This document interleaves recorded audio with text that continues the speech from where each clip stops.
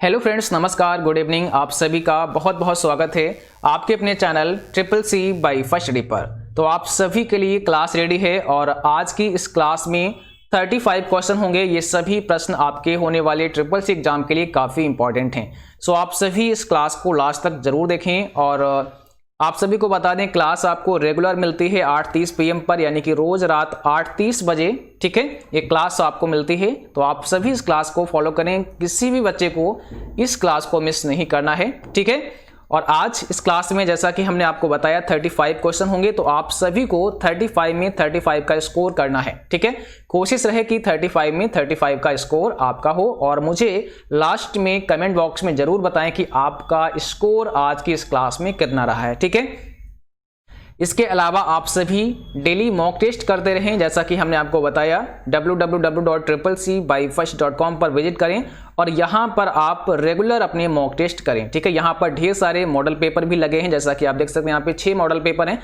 तो इनको आप बारी बारी से करिए। यहाँ पर क्वेश्चन आपको हर बार नए नए मिलेंगे जब भी आप इसको करेंगे। ठीक है, इसके अलावा आप नीचे यहाँ पर आएंगे तो यहाँ पर ये मॉक टेस्ट आपके लिए अवेलेबल है। यहाँ पर ढेर सारे मॉक टेस्ट हैं, अगर आप और करना चाहते हैं तो क्लिक फॉर मोर टेस्ट पर आप क्लिक कर सकते हैं, तो बहुत सारे आपको यहाँ पर मिल जाएंगे।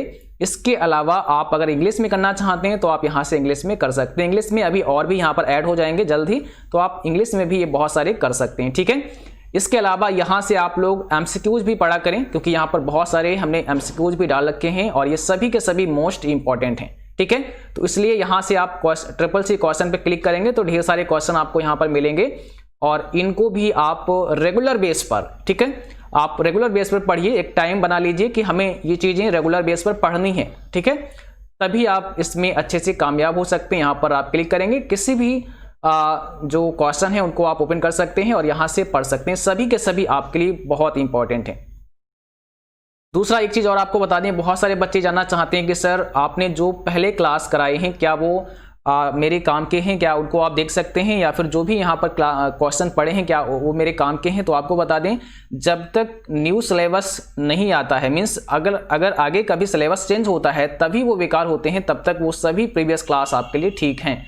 यानी कि आपको पता है 1 जून, ठीक है, 2019 को सिलेबस अभी आपका चेंज हुआ। अभी हाल ही में 1 जून 2019 को आपका सिलेबस चेंज हुआ था, तो 1 जून 2019 के बाद जितने भी क्लासें सभी के सभी आपके लिए मोस्ट इंपॉर्टेंट हैं, उन सभी क्लासेस को आप कर सकते हैं, कोई प्रॉब्लम नहीं है।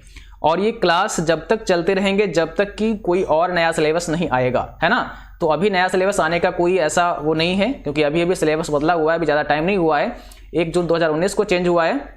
तो ये सारे क्वेश्चन आपके इंपॉर्टेंट हैं, आप प्रीवियस क्लास भी देख के जाएं। ठीक है, प्रीवियस क्लास भी करें। ओके, तो चलिए अब शुरुआत करते हैं आज की इस क्लास की। भाई जो भी बच्चे आ चुके हैं आप लोग क्लास को शेयर करें ताकि और भी बच्चे और भी साथी इस क्लास में ज्वाइन हो सकें। तो आज का सबसे पहला प्रश्न आपकी स्क्रीन पर आ चुका है। क्वेश्चन पूछा है, डाटा को घटते व बढ़ते क्रम में निम्न में से किसके प्रयोग द्वारा किया जा सकता है।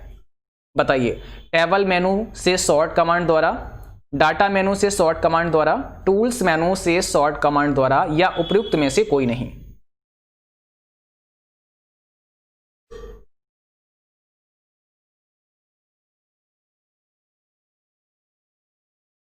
चलिए, क्वेश्चन नंबर 1 आपके स्क्रीन पर है और आप सभी भाई लाइक कर दिया करो क्लास को। ठीक है, बहुत बच्चे लाइक करना भूल जाते हैं, तो सभी लोग लाइक किया करो क्लास को, है ना, क्योंकि काफ़ी मेहनत करनी पड़ती है क्लास को बनाने में और आप सभी जब लाइक करते हैं तो काफ़ी मोटिवेशन आता है और अच्छे अच्छे क्वेश्चन लाने की। ठीक है, तो आप सभी लाइक जरूर करके जाया करें क्लास को। और यहाँ पर सही जवाब हो जाएगा वी, डाटा मेनू से सॉर्ट कमांड द्वारा। ठीक है, तो ध्यान रखना है, वी ऑप्शन इज राइट है।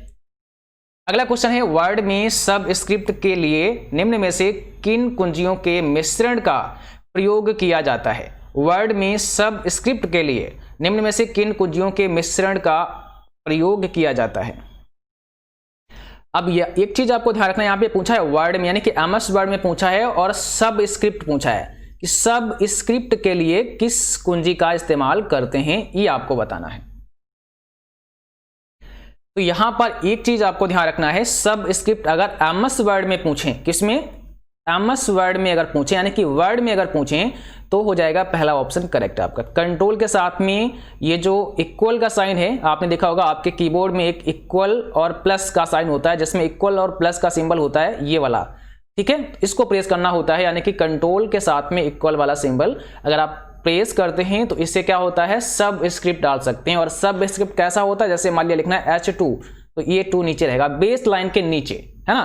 तो ये तो हो गया सब स्क्रिप्ट का वर्ड में। अब यहीं पर एक चीज और सीख लेते हैं, अगर पूछेंगे सुपर स्क्रिप्ट तो सुपर स्क्रिप्ट के लिए फिर कंट्रोल के साथ में शिफ्ट और प्रेस कर लेंगे, उसके बाद में यही वाला सिंबल आपको प्रेस करना है, यही वाला की प्रेस करना है, ठीक है। तो कंट्रोल शिफ्ट और इक्वल वाला जो की होता है उसको प्रेस करना है। इससे क्या होगा, सुपर स्क्रिप्ट आ जाएगा। जैसे कि आपको लिखना है x स्क्वायर और y स्क्वायर, तो ऐसे करके जो स्क्वायर ऊपर आते हैं ना, वेस लाइन के ऊपर लिखना है आपको, तो आप सुपर स्क्रिप्ट का इस्तेमाल करते हैं। ये तो बात हुई आपकी MS वर्ड की। लेकिन क्योंकि हमें पता है कि हमारा जो सिलेबस है उसमें लिब्रे ऑफिस शामिल किया गया है, हालांकि आपको पता है कि MS वर्ड, MS एक्सेल और MS पावर पॉइंट से भी क्वेश्चन आपके सामने आ जाते हैं, इसलिए यहाँ पर हमने 2-4 क्वेश्चन ऐड किए हैं, ठीक है, जो भी बहुत इंपॉर्टेंट हैं। लेकिन मोस्टली आपसे लिब्रे ऑफिस से क्वेश्चन आते हैं। तो लिब्रे ऑफिस राइटर में अगर आपसे पूछें कि सब स्क्रिप्ट के शॉर्टकट की बताइए, तो आपका जवाब क्या होगा, तब आप कंट्रोल शिफ्ट उसके साथ में V, ठीक है, कंट्रोल शिफ्ट V, ये हो जाएगा आपका सब स्क्रिप्ट का। किसका हो जाएगा, सब स्क्रिप्ट का हो जाएगा। और सुपर स्क्रिप्ट के लिए क्या करेंगे, कंट्रोल शिफ्ट के साथ में हम P प्रेस कर देंगे, कंट्रोल शिफ्ट और P, इससे हम सुपर स्क्रिप्ट डाल सकते हैं। ये आपका है लिब्रे ऑफिस राइटर में। तो दोनों हमने बता दी हैं, आपको उम्मीद है कि पता लग गया होगा, ठीक है। तो इन चीजों को ध्यान रखना है, जिसमें पूछे उसका आंसर आपको करना है। अगला प्रश्न है, FSF का फुल फॉर्म क्या होता है।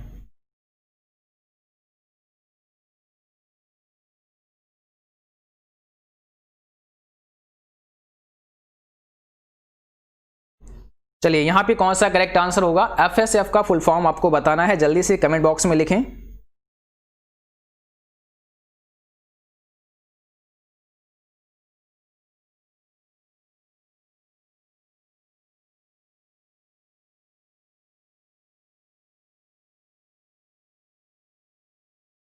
तो यहां पर हो जाएगा फ्री सॉफ्टवेयर फाउंडेशन, ठीक है, पहला ऑप्शन ही करेक्ट है हमारा, फ्री सॉफ्टवेयर फाउंडेशन होगा FSF का फुल फॉर्म, आपको ध्यान रखना है। अगला क्वेश्चन पूछा है, फंड को 1 पॉइंट कम करने के लिए डैश कुंजियों का प्रयोग करते हैं। अगर फंड को 1 पॉइंट कम करना है तो कौन सी कुंजी आप प्रेस करेंगे।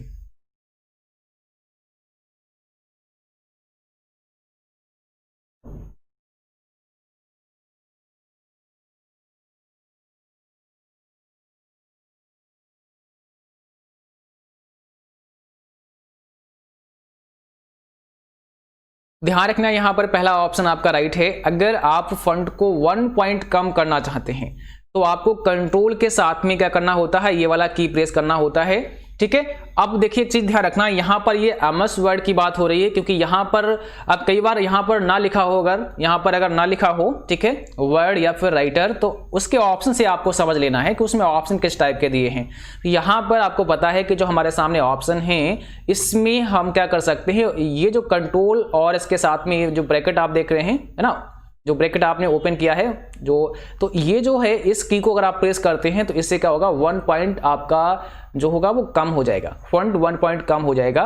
और इस की से क्या होगा, 1 पॉइंट फंड आपका इंक्रीज होगा, बढ़ जाएगा, ठीक है। तो इसको ध्यान रखना है, ये राइटर ये आपका MS वर्ड में यूज होगा। इसके अलावा अगर यहाँ पर कंट्रोल शिफ्ट के साथ में अगर आप ये प्रेस करते हैं तो इससे क्या होगा, 2 पॉइंट इंक्रीज होगा और यहाँ से 2 पॉइंट डिस्क्रीज होगा, मीन्स 2 पॉइंट कम होगा। तो इस चीज को ध्यान रखना है, ठीक है। लेकिन यही राइटर में अगर आप कंट्रोल के साथ में, ठीक है, राइटर में कंट्रोल के साथ में अगर आप इस बटन को प्रेस करते हैं तो क्या होगा, देखिए मैं आपको यहाँ पर एक प्रैक्टिकल भी दिखा देता हूँ ताकि ये चीजें आपके अच्छे से समझ में आ सके, ठीक है। तो यहाँ राइटर में आ चुके हैं, अगर हमने इसको सेलेक्ट किया है और यहाँ पर हमने इस की को प्रेस किया है तो इसका साइज डिस्क्रीज हो रहा है, कम हो रहा है, ठीक है। और इससे क्या होगा, आपका साइज बढ़ रहा है, तो यहाँ से आप साइज बढ़ा सकते हैं, यहाँ से साइज आप कम कर सकते हैं। लेकिन एक चीज ध्यान रखना, यहाँ से 2 पॉइंट इंक्रीज होगा और 2 पॉइंट डिस्क्रीज होगा, ठीक है।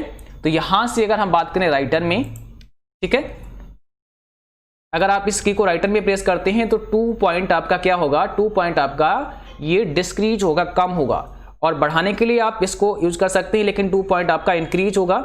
लेकिन MS वर्ड में 1 पॉइंट आपका इससे जो है कम होगा और इससे बढ़ेगा, इसको भी ध्यान रखना है। एक एकल कम्युनिकेशन चैनल है जिसे सभी प्रयोक्ता नेटवर्क शेयर करते हैं। ठीक है, सभी प्रयोक्ता नेटवर्क पर शेयर करते हैं। तो यहां पर बताइए आपका राइट आंसर क्या है। एक एकल कम्युनिकेशन चैनल है जिसे सभी प्रयोक्ता नेटवर्क पर शेयर करते हैं।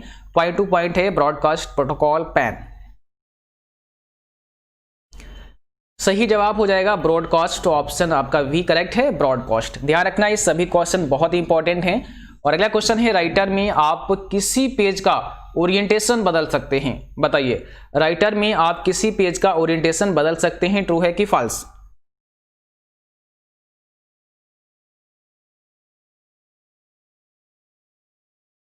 राइटर में आप किसी पेज का ओरिएंटेशन बदल सकते हैं, ट्रू है कि फॉल्स? तो बिल्कुल आप चेंज कर सकते हैं। अगर आप किसी पेज का ओरिएंटेशन बदलना चाहते हैं तो राइटर प्रोग्राम में भी आप बदल सकते हैं। ओके, तो यहां पर आपका पहला ऑप्शन हो जाएगा करेक्ट। अगला प्रश्न है, नंबर को टेक्स्ट के रूप में लिखने के लिए किस चिन्ह का प्रयोग किया जाता है? बताइए, नंबर को टेक्स्ट के रूप में लिखने के लिए किस चिन्ह का इस्तेमाल होता है?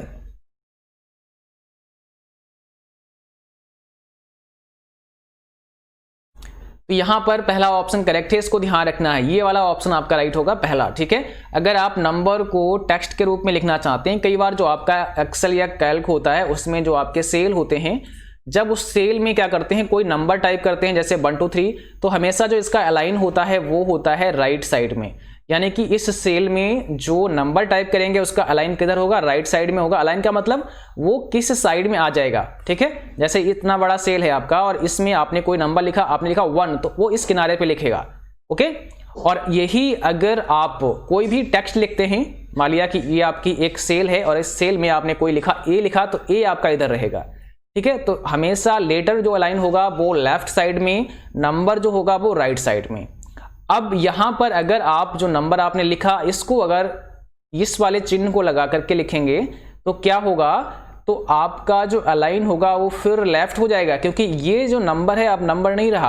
अब इसको आपका जो सेल होगा वो इसको क्या समझेगा? इसको लेटर समझेगा, तो वो यहां पर आ जाएगा इस साइड में। तो अगर आप नंबर को टेक्स्ट के रूप में लिखना चाहते हैं, ठीक है, कई बार इसकी कंडीशन होती है, जरूरत पड़ती है, तो आप टेक्स्ट के रूप में लिखना चाहते हैं तो आप इसका इस्तेमाल कर सकते हैं। तो पहला ऑप्शन यहाँ पे राइट है।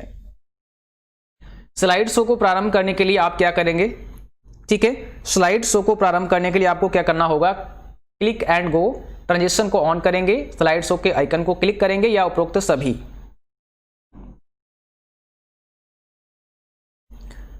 तो सही जवाब हो जाएगा स्लाइड शो के आइकन को क्लिक करेंगे। ठीक है, या फिर आप इसके लिए क्या कर सकते हैं? कंट्रोल F5 भी प्रेस कर सकते हैं। सॉरी, F5, केवल आपको F5 प्रेस करना है और केवल F5 से क्या हो सकता है? आपका जो स्लाइड होगा वो स्टार्ट हो जाएगा, शो हो जाएगा। ठीक है, और अगर आपसे पूछे कि करंट स्लाइड शो करने की शॉर्टकट की, तो होती है शिफ्ट के साथ में F5, तब आपको शिफ्ट के साथ में F5 प्रेस करना होता है। तो यहां पर स्लाइड शो के आइकन को क्लिक कर सकते हैं, जिससे भी आपका स्लाइड शो स्टार्ट हो जाएगा। ठीक है, स्लाइड शो होना स्टार्ट हो जाएगा। स्लाइड ट्रांजिशन क्या है? बताइए, स्लाइड ट्रांजिशन क्या है? इसमें से कौन सा आपका राइट आंसर है? स्लाइड ट्रांजिशन पूछा है यहाँ पे क्वेश्चन नंबर 9 का सही जवाब करना है। तो ऑप्शन सी है, स्लाइड शो दिखाने के लिए प्रयोग होने वाला एक विशेष इफेक्ट ही स्लाइड ट्रांजिशन कहलाता है। जब आपने देखा होगा कि आपकी एक स्लाइड है और जब दूसरी स्लाइड आती है तो वो किस वे में आती है, किस प्रकार से प्रेजेंट होती है आपके सामने, जो उसमें इफेक्ट डाल देते हैं, वही होता है स्लाइड ट्रांजिशन। ठीक है, तो एक स्लाइड के बाद दूसरी स्लाइड आती है, वो किस प्रकार से आ रही है आपके सामने, कैसे प्रेजेंट हो रही है, वो जो वहां पे ट्रांजिशन होता है उसी को हम ट्रांजिशन कहते हैं। इंप्रेस प्रेजेंटेशन को प्रिंट करने के लिए प्रयोग करेंगे। अगर आप इंप्रेस प्रेजेंटेशन को प्रिंट करना चाहते हैं तो आपको क्या प्रेस करना होता है? Control T, control E, control S या कंट्रोल P। तो बहुत ही सिंपल सा प्रश्न है ना। किसी भी डॉक्यूमेंट को प्रिंट करने के लिए हम कंट्रोल P इस्तेमाल करते हैं। तो इंप्रेस में भी अगर आप प्रेजेंटेशन को प्रिंट करना चाहते हैं तो कंट्रोल P से प्रिंट कर सकते हैं। तो इस शॉर्टकट की होता है प्रिंट का। और इंप्रेस क्या है तो आपको पता होना चाहिए, लिब्रे ऑफिस राइटर में इंप्रेस एक प्रेजेंटेशन प्रोग्राम है। क्या है? एक प्रेजेंटेशन प्रोग्राम है इंप्रेस, इसको ध्यान रखना होगा, है ना। ये चीजें हम ऑलरेडी बता भी चुके हैं। अगर आप लिब्रे ऑफिस के क्लास देखेंगे तो उसमें हमने प्रेजेंटेशन यानी कि जो आपका इंप्रेस है उसको डिस्कस किया है और उसमें इसको विस्तार से समझाया है। तो आप सभी प्रीवियस क्लास जरूर देखें। जो भी क्लास अभी कर रहे हैं आप इनके ही भरोसे ना रहें, इसके अलावा भी आपको क्लास करनी है। ओके, तो सभी क्लास आपको प्रीवियस वाले जरूर करने हैं। तो प्रेजेंटेशन आप समझ चुके हैं क्या होता है। इंप्रेस एक प्रेजेंटेशन प्रोग्राम है, जैसे आपका पावर पॉइंट है। अगर आप बात करें ऑफिस की तो यहाँ पर होता है पावर पॉइंट, ठीक है, एमएस ऑफिस में। तो पावर पॉइंट के समान ही आपका प्रेजेंटेशन इंप्रेस है, जो कि एक प्रेजेंटेशन प्रोग्राम है। कंट्रोल P से आप प्रिंट कर सकते हैं। ओके। अगला क्वेश्चन है अगला क्वेश्चन पूछा है .bab .mp3 आदि फाइल के उदाहरण हैं। अब ये ऑडियो वीडियो दोनों या इमेजेस किस प्रकार की फाइल है, तो ध्यान रखना है .bab और .mp3 ये सभी दोनों क्या है, ऑडियो फाइल हैं। तो आपका ऑप्शन पहला करेक्ट हो जाएगा, ऑडियो फाइल है। नेक्स्ट क्वेश्चन में पूछा है निम्न में कौन सा एक भिन्न है, ठीक है, इसमें कौन सा एक भिन्न है, बताइए निम्न में कौन सा एक भिन्न है, कौन सा एक अलग है। देखो जेपीजी क्या है, GIF क्या है, PNG क्या है, ये तीनों आपकी इमेज फाइल हैं। कैसी हैं, इमेज हैं, ये सभी इमेज हैं। वेब आपकी अभी आपने पढ़ा है ऑडियो फाइल है, तो ये ही अलग हो जाएगा। तो ऑप्शन हमारा डी करेक्ट हो जाएगा। .bab आपकी एक ऑडियो फाइल है, बाकी जब सभी जो फाइल हैं वो सभी आपकी इमेजेज हैं, सभी इमेजेज फाइल हैं। क्लिप आर्ट के चेहरे की दिशा बदलने के लिए निम्न में से किस टर्म का प्रयोग करेंगे। क्लिप आर्ट के चेहरे की दिशा को अगर बदलना है तो कौन से टर्म का इस्तेमाल करते हैं, ग्रुप, क्लिप, ए और बी दोनों, या उपरोक्त में से कोई नहीं। तो बताइए यहां पर आपका सही आंसर क्या हो जाएगा, क्वेश्चन नंबर 13 का। और भाई अभी तक जिन बच्चों ने चैनल को सब्सक्राइब नहीं किया है तो आप सभी सब्सक्राइब करें। जिन बच्चों ने अभी तक शेयर नहीं किया है इस क्लास को तो आप सभी शेयर भी करें और लाइक भी करें, सभी साथी जो भी अभी लाइव देख रहे हैं, ठीक है। तो यहां पर आपका सही जवाब है ऑप्शन वी, फ्लिप हो जाएगा आपका करेक्ट आंसर, ठीक है। फ्लिप करने से क्या कर सकते हैं, चेहरे की दिशा आप बदल सकते हैं, उसको रोटेट कर सकते हैं, ठीक है। तो ये फ्लिप हो जाएगा, ठीक है, इस चीज को ध्यान रखना है। जैसे मान लिया कि आपने यहाँ पे कोई इमेज बनाई है ऐसे करके, ठीक है, कोई इमेज है और यहाँ पर एक पॉइंट हम रख देते हैं ऐसे वाला, ये पॉइंट मैंने रख दिया और अब इसको अगर हम फ्लिप करते हैं तो क्या हो जाएगा, ये फ्लिप हो जाएगा, मतलब ये इधर आ जाएगा, इसका पॉइंट फिर आपको इधर दिखेगा ऐसे करके, है ना, ये पॉइंट आपको दिखेगा। अब ये पॉइंट आपका यहाँ से हट जाएगा, ठीक है, और यहाँ पे एक पॉइंट दिखेगा। तो ऐसे करके हम क्या कर सकते हैं, ऐसे इसको फ्लिप कर सकते हैं, तो फ्लिप से ये हो जाएगा, ओके, इस प्रकार से दिखेगा आपको। तो यहाँ पर चेहरे की दिशा को बदलना है तो फ्लिप करना पड़ेगा।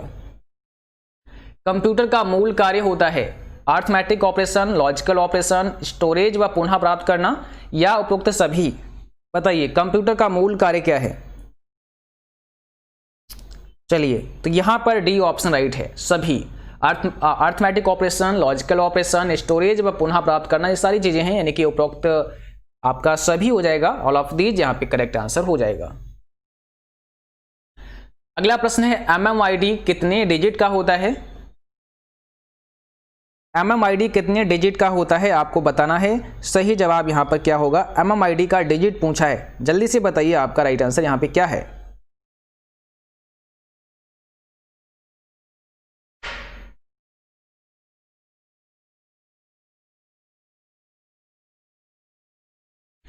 तो यहां पर हो जाएगा सी, MMID होता है 7 डिजिट का और इसका फुल फॉर्म भी आपसे पूछ सकते हैं क्योंकि पिछले एग्जाम्स में इसमें बहुत सारे क्वेश्चन आए थे।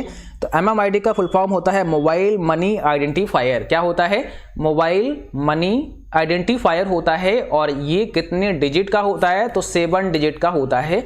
इस चीज को आपको याद रखना है, ध्यान रखना है, काफी इंपॉर्टेंट है, ठीक है। चलिए अब क्वेश्चन नंबर 16 में पूछा है कैल्क वर्कशीट में कुल रो कितनी होती हैं। नंबर ऑफ रो, टोटल कितने होते हैं कैल्क वर्कशीट में। कैल्क क्या है आपको पता होना चाहिए। कैल्क एक प्रकार का स्प्रेडशीट प्रोग्राम है। क्या है, एक स्प्रेडशीट प्रोग्राम है कैल्क। जैसे कि आपने MS एक्सेल का नाम सुना होगा, MS एक्सेल माइक्रोसॉफ्ट का एक स्प्रेडशीट प्रोग्राम है, ऐसे ही लिब्रे ऑफिस का आपका कैल्क है, जिसे कहते हैं ये एक स्प्रेडशीट प्रोग्राम होता है, ठीक है। अब इस कैल्क प्रोग्राम में कुल रो पूछी हैं, कितनी होती हैं। रो कैसे होते हैं, जो आपकी पड़ी लाइनें होती हैं ऐसे करके ये रो होते हैं। तो कितने होते हैं, 10,48,576। ऑप्शन आपका यहाँ पे बी करेक्ट हो जाएगा। टोटल रो होते हैं 10,48,576, इसको ध्यान रखना है, ठीक है। अगर आपसे पूछें कि टोटल कॉलम कितने होते हैं, टोटल कॉलम की संख्या कितनी होती है, तब आपका जवाब क्या होगा। तो टोटल कॉलम होते हैं 1024, इसको भी नोट कर लेना। टोटल कॉलम की संख्या होती है 1024, ठीक है। ये होते हैं कुल कॉलम आपके कैल्क प्रोग्राम में, ठीक है। अब अगर पूछें कि इस कॉलम का जो अंतिम कॉलम है 1024, इसका नाम क्या होता है, तो इसका नाम होता है AMJ। इस कॉलम का नाम AMJ होता है। आपको पता है पहले कॉलम का नाम क्या होता है, A होता है, दूसरे का V होता है, तीसरे का C, फिर D, ऐसे करके आगे बढ़ते रहते हैं और 1024वां कॉलम जो हमारा आएगा उसका नाम हो जाएगा AMJ।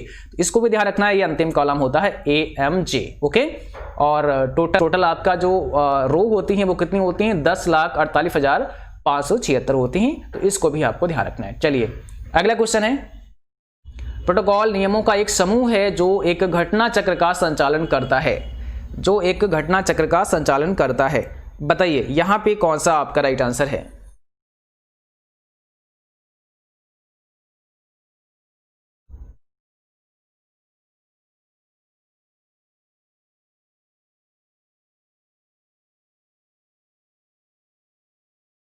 तो यहां पर हो जाएगा पहला पेयर्स के बीच में। ठीक है, ऑप्शन पहला करेक्ट है, पेयर्स के बीच में।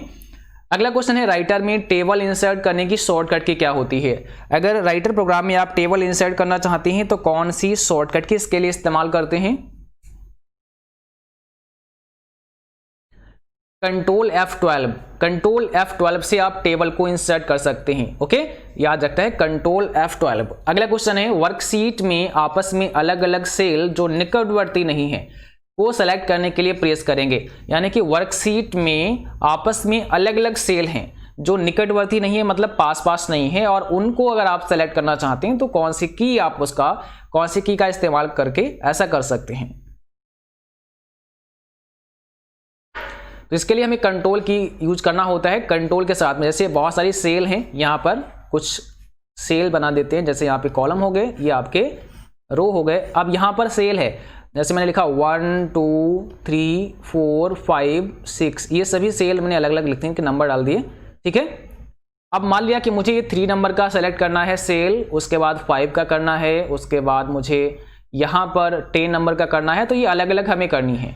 तो हम पहले यहाँ पे माउस से क्लिक करेंगे, उसके बाद कंट्रोल को प्रेस करेंगे, फिर हम 5 नंबर को क्लिक कर देंगे, फिर 10 नंबर, जिसको मुझे करना पड़ेगा कंट्रोल के साथ में हम उसको सेलेक्ट कर देंगे। तो वो सेल हमारे सेलेक्ट हो जाएगी, है ना। और अगर ये निकटवर्ती हैं, मान लिया हम 1 2 3 4 को करना चाहते हैं, तो हम यहाँ पे क्लिक करके माउस से ड्रैग कर देते हैं। तो एक साथ जब ड्रैग कर देते हैं तो सभी सेलेक्ट हो जाती हैं।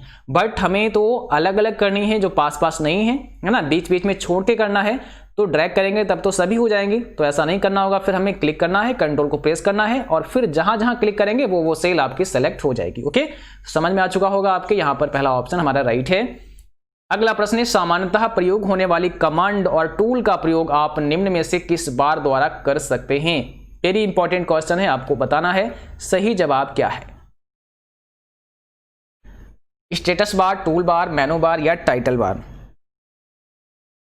याद रखना है, यहां पर हो जाएगा फिर आपका सही जवाब टूल बार। जो टूल बार होते हैं इनका यूज क्या होता है, देखो यहां पे लिखा हुआ है सामान्यतः प्रयोग होने वाली कमांड जिनका इस्तेमाल आप बार बार करते हैं, जनरली इनका इस्तेमाल हम करते ही हैं, है ना। और टूल का प्रयोग आप निम्न में से किस बार द्वारा कर सकते हैं, तो हम उन ऑप्शंस को टूल बार के द्वारा यूज कर सकते हैं। अब जैसे अगर आप राइटर प्रोग्राम में आएंगे तो यहां पर हम आपको दिखाएं जो टूल बार होती है, जैसे कि यहां पर आप देख सकते हैं इस राइटर प्रोग्राम में ये टूल बार है। थोड़ा सा जूम करते हैं, ठीक है, यहां पर आप देख सकते हैं ये टूल बार है। अब इस टूल बार में क्या है, यहां पर भी बहुत सारे कमांड, बहुत सारे ऑप्शन आपको नजर आते हैं। ठीक है, यहां पर ये जो टूल बार है आपकी, इसका नाम दिया गया है स्टैंडर्ड टूल बार। ये क्या है, स्टैंडर्ड टूल बार है, जो कि मेनू बार के जस्ट नीचे होती है। लिब्रे ऑफिस राइटर आपके सामने ओपन है, तो यहां पर इसको बोलते हैं स्टैंडर्ड टूल बार। यहां पर भी अब अगर फाइल पे जाकर के आप सेव करना चाहते हैं तो भी कर सकते हैं, बट यहां पर भी हम सेव कर सकते हैं, ओपन कर सकते हैं, न्यू डॉक्यूमेंट ले सकते हैं, एक्सपोर्ट कर सकते हैं, पीडीएफ में प्रिंट कर सकते हैं। बहुत सारे ऑप्शन हैं, मतलब जिनका हमें जनरली यूज करना होता है, सामान्यतः जिनका हम बार बार यूज करते हैं, वो सारे ऑप्शन हमें टूल बार में भी मिल जाते हैं। इसके अलावा अगर हम यहां पर आपको बताएं तो सेकेंड वाला है, इसके नीचे देखिए ये वाला जो टूल बार है, ठीक है, ये दूसरा वाला जो टूल बार आप देख रहे हैं यहाँ पे, ये होता है फॉर्मेटिंग टूल बार। यहां से हम फॉर्मेटिंग करते हैं अपने डॉक्यूमेंट की, जैसे डॉक्यूमेंट में किसी का टेक्स्ट का कलर बदलना है, किसी का फॉन्ट को बोल्ड करना है, साइज बढ़ाना है, फॉन्ट चेंज करना है, तो ये सारे काम फॉर्मेटिंग टूल बार में होते हैं, इसको हम यहाँ से करते हैं। इसके अलावा हम या फॉर्मेट मेनू में आकर के भी ये सारे काम कर सकते हैं। आप चाहो तो फॉर्मेट मेनू में आ सकते हैं और यहाँ से भी ये सारे कार्य आप कर सकते हैं, लेकिन ये चीज़ हमें टूल बार में मिल जाती है ताकि हम काम जल्दी से करें। यहाँ भी देखो बोल्ड, इटैलिक, अंडरलाइन सब कुछ यहाँ से कर सकते हैं, स्पेसिंग, अलाइन, लिस्ट सब कुछ यहाँ पर है। तो सभी मेनूज में अंदर सभी सारे ऑप्शन होते हैं, लेकिन मेनूज के अलावा भी हमें यहाँ पर कुछ टूल बार दिए जाते हैं ताकि हम अपना काम तेजी के साथ फास्ट कर सकते हैं। और अगर कभी आपसे सवाल ऐसा बने कि आप टूल बार को कहां से हटा सकते हैं, तो इसके लिए व्यू मेनू दिया गया है। व्यू मेनू पे आकर के यहाँ टूल बार का ऑप्शन है और इस टूल बार पर आपको आना है। तो यहाँ से जितनी भी टूल बार आपको हटानी है हटा सकते हैं, जो भी लगी हैं, और जो नहीं है उनको आप यहाँ पे ऐड भी कर सकते हैं। जैसे मुझे फॉर्मेटिंग टूल बार यहाँ से रिमूव करनी है तो हम यहाँ से हटा सकते हैं। और ध्यान रखना है फॉर्मेटिंग हमने कौन सी बताई थी, मेनू बार के नीचे और उससे नीचे, यानी कि स्टैंडर्ड टूल बार से नीचे, जहां से हम कलर वगैरह चेंज कर सकते हैं। तो यहां से हम इसको हटाएंगे, अनचेक करेंगे और आप देखेंगे तो यहां से ये फॉर्मेटिंग जा चुकी है। अब केवल हमारे पास ये स्टैंडर्ड बची है ना, केवल आपके पास क्या है, स्टैंडर्ड टूल बार बची, फॉर्मेटिंग गायब हो चुकी है।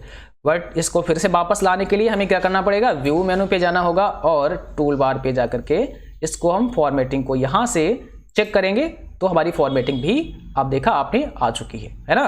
तो ये होता है फॉर्मेटिंग टूल बार का काम, ठीक है, ताकि हम चीज़ों को आसानी से और जल्दी कर सकें, काम हमारा जल्दी हो सके। तो यहाँ पर हो जाएगा वी टूल बार। अगला क्वेश्चन देखिए, आईएफएससी कोड कितने अंक का होता है बताइए। आईएफएससी कोड कितने अंक का होता है बताइए, क्या होगा आपका राइट आंसर। और आपको बता दें, जिन बच्चों ने अभी तक हमारा ई बुक जो हमने बनाया है नहीं लिया है, तो आप उसे ले सकते हैं अगर आपको आवश्यक है ना। आप अच्छे से तैयारी करना चाहते हैं कि उसमें इस प्रकार के ढेर सारे क्वेश्चन हैं, 1200 प्लस क्वेश्चन हमने वहां पर शामिल किए हैं। क्योंकि अब देखिए बहुत सारे बच्चे कहते हैं सर 1200 और भी आप क्वेश्चन हमें दे सकते थे, हम चाहें तो और भी दे सकते थे, लेकिन फिर हमारे ई बुक बनाने से फायदा क्या है, फिर पीडीएफ बनाने से फायदा क्या है। आप ये सोचिए, इतने सारे क्वेश्चन तो आप किसी भी बुक को मार्केट में ले आइए, वहां से पढ़ सकते हैं, बट इससे क्या बेनिफिट होने वाला है। तो यहाँ पर जो भी क्वेश्चन हमने दिए हैं वो सभी छांट कर दिए हैं, ताकि ये इंपॉर्टेंट है ना। क्योंकि इतने सारे क्वेश्चन आपको अगर हटा देंगे तो फिर फायदा क्या है ई बुक बनाने का, पीडीएफ बनाने का। इसका मतलब है कि जितना भी कंटेंट है, जो भी सिलेबस, उसमें छांट करके हमने 1200 प्रश्न दिए हैं जो आपके लिए मोस्ट इंपॉर्टेंट है और जहां से पॉसिबिलिटी है कि वो क्वेश्चन आपसे पूछे जा सकते हैं, ठीक है। बट इसके साथ इसमें बहुत सारी चीजें शामिल हैं, है ना, तो आप इसे ले सकते हैं और क्लास के अंत में हम आपको बताएंगे इसमें क्या क्या चीजें आपको मिलने वाली हैं, ठीक है। तो फिलहाल यहां पर हमारा 21 का राइट आंसर क्या होगा, 21 का सही जवाब होगा ऑप्शन बी 11, है ना। आईएफएससी कोड कितने अंक का होता है, 11 अंक का होता है, इसको भी ध्यान रखना है। अगला क्वेश्चन है, प्रिंट प्रीव्यू की शॉर्टकट की कंट्रोल शिफ्ट ओ होती है, क्या ये सही है। प्रिंट प्रीव्यू की शॉर्टकट की कंट्रोल शिफ्ट ओ होती है, तो बिल्कुल सही है, ऑप्शन पहला करेक्ट है। अगला क्वेश्चन देखिए, सीसी का पूरा नाम क्या होता है। सीसी का पूरा नाम आपको बताना है। तो सीसी का मतलब होता है कार्बन कॉपी, यहां पर ऑप्शन बी हो जाएगा, कार्बन कॉपी होता है सीसी का फुल फॉर्म। और एक चीज ध्यान रखना है आप सभी को, जैसा कि हमने कल एक क्लास कराई थी और आज ये दूसरी क्लास हो गई है, ठीक है।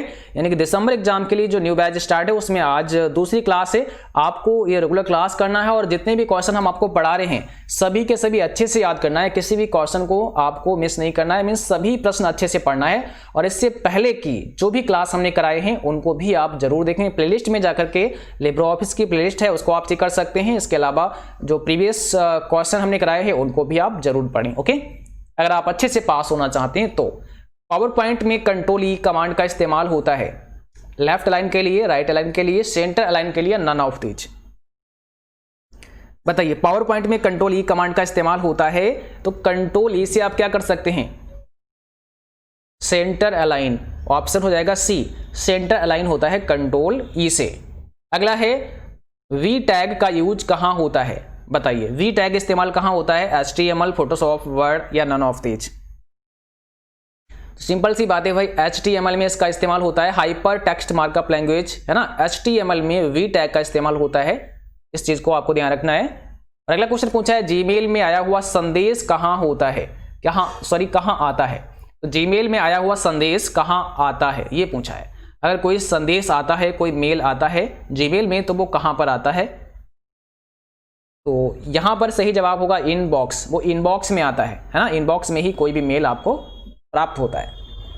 डैश अलग अलग कई नेटवर्कों का समूह होता है। अब यहां पे कौन सा सही हो सकता है, एक वैन, इंटरनेट, एक लाइन या उपरोक्त में से कोई नहीं। तो यहां पर हो जाएगा वी। इंटरनेट एक अलग अलग कई नेटवर्क का समूह होता है, तो ऑप्शन बी है। अगला क्वेश्चन है यूएसएसडी का फुल फॉर्म क्या होता है, बताइए। यूएसएसडी का फुल फॉर्म आपको आंसर करना है, क्या होता है सही जवाब।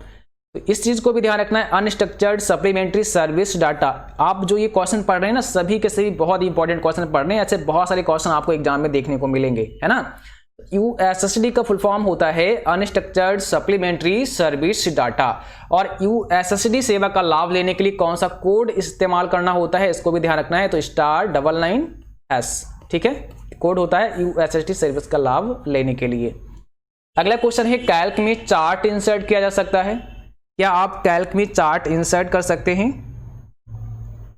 तो सही जवाब है ऑप्शन पहला, बिल्कुल आप कर सकते हैं। और कितने प्रकार के चार्ट डाल सकते हैं, तो आपको ध्यान रखना है 10 प्रकार के चार्ट आप इंसर्ट कर सकते हैं कैल्क प्रोग्राम में, ठीक है। तो यहां पर ये पहला ऑप्शन हमारा करेक्ट है। अगला क्वेश्चन है डिजी लॉकर में अधिकतम कितने साइज का फाइल अपलोड कर सकते हैं, मैक्सिमम कितने साइज का फाइल अपलोड कर सकते हैं डिजी लॉकर में।